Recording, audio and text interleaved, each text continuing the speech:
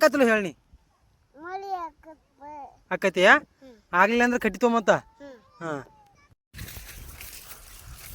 ಏನು ಮಾತಾಡಕ್ಕೆ ಬಂದಂದ್ರೆ ಈಗ ರೈತರಿಗೆ ಎಲ್ಲರಿಗೂ ಜಸ್ಟ್ ಈಗ ಸದ್ಯ ಮಟ್ಟಕ್ಕೆ ಬೇಕಾಗಿದ್ದೇನಂದ್ರೆ ಮಳೆ ಬೇಕೀಗ ರೈತರಿಗೆ.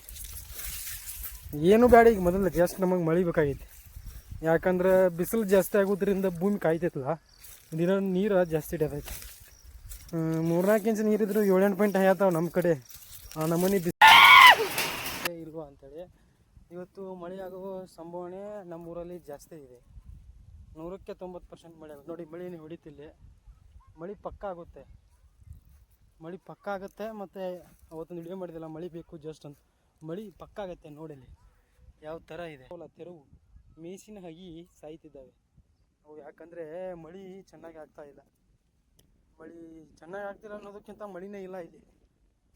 ಬೋರಿನ ನೀರು ಹಾಯಿಸಿದ್ರು ಎಷ್ಟು ಇದಾಗ್ತಾ ಇಲ್ಲ ಇದಕ್ಕೆ. ಅದಕ್ಕಾಗಿ ನೋಡಿ ಈ ಥರ ಈಗ ನಾವು ಬೋರಿನ ನೀರು ಹಾಯಿಸಿದ್ದೇವೆ ಇದಕ್ಕೆ.